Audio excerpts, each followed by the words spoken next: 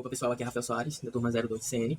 Eu vim demonstrar aqui como foi feita a criação dos métodos numéricos para o cálculo das raízes. Vamos começar pelo da abscissão, que é o método mais simples. Nesse método, a gente simplesmente, a única operação matemática que a gente precisa fazer é pegar um intervalo, que no caso vai de A até B, somar ele e dividir por 2. Fazendo isso, nós vamos aplicar o Bolzano e verificar qual intervalo em que a raiz está contida, né?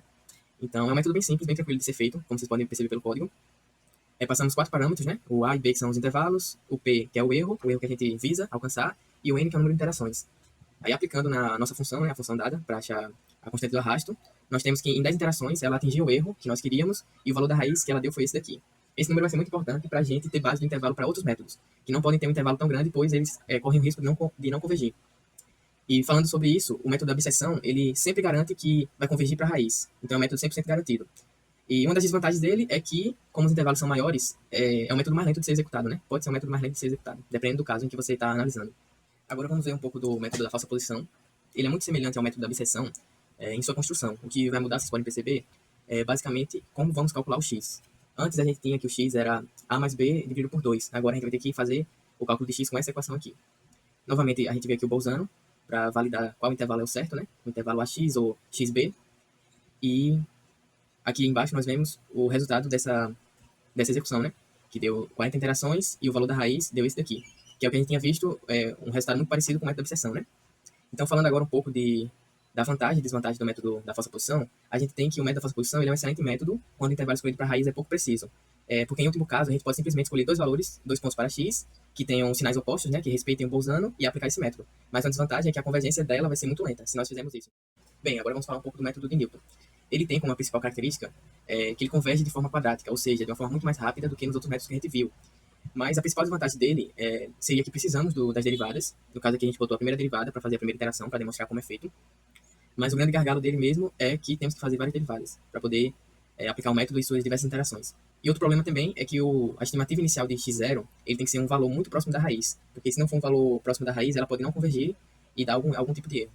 Coisa que no método, por exemplo, da abscissão, a gente não tem esse erro. Se a gente der um intervalo muito grande, uma estimativa muito grande, ele mesmo assim vai conseguir achar as raízes. Não tem esse problema, ele pode fazer várias interações e conseguir determinar o valor da raiz.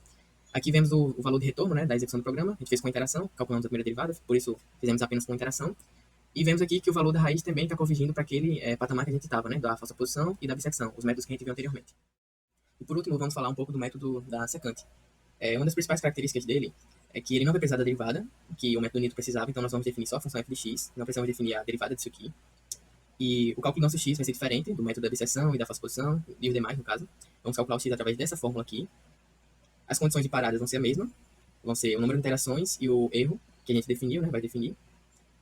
E aqui, a gente executando, né, nós temos o número de interações, 1, e o valor da raiz, que aproxima também do que a gente tinha visto nos 3 métodos anteriores. O que a gente pode falar sobre o método da secante é que uma desvantagem dela é que ela é de caráter linear, então ela vai convergir para a raiz de uma forma mais lenta do que o método de Newton. E isso, em algumas aplicações, pode ser uma coisa que não seja muito interessante. Então, tem que ficar de olho nessa característica do método da secante.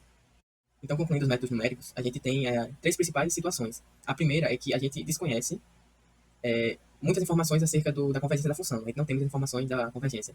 Mas a gente tem que o intervalo AB é contínuo.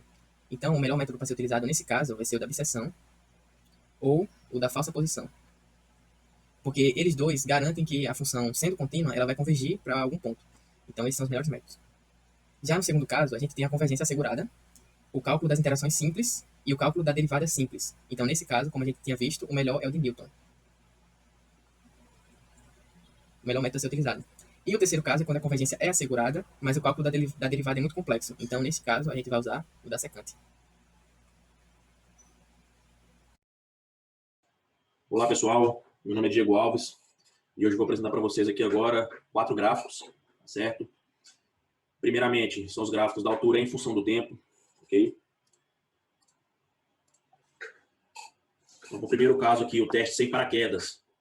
Então, o nosso corpo de teste ali, o nosso objeto, ele parte da posição de 4,2 metros, né, a altura que ele estava, e ele é simplesmente abandonado, né? No caso aqui, sem paraquedas, ele simplesmente cai em queda livre, certo?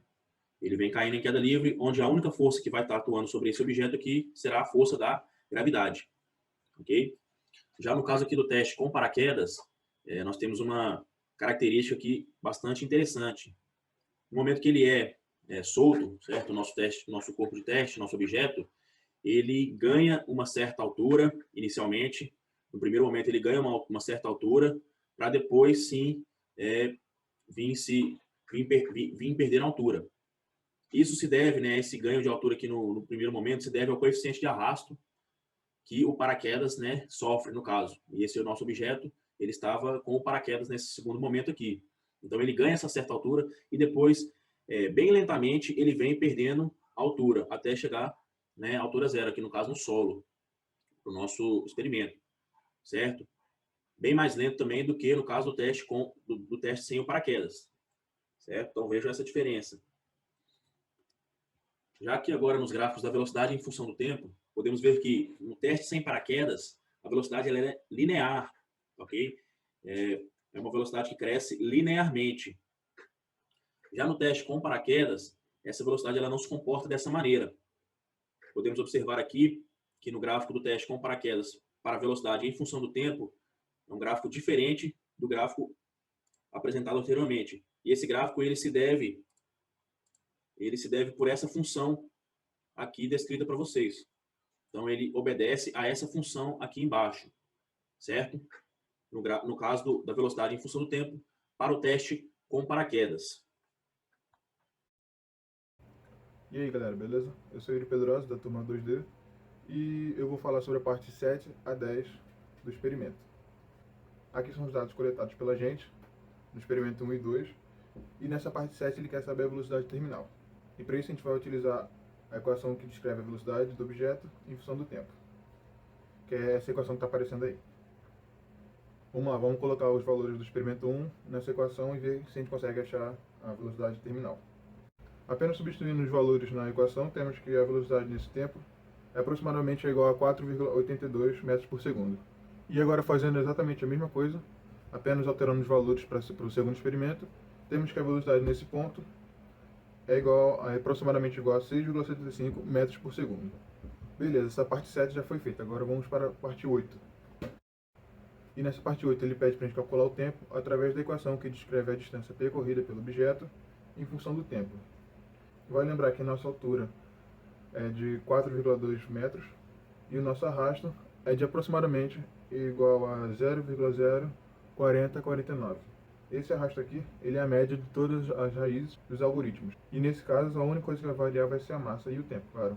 A gente vai utilizar essa equação aqui.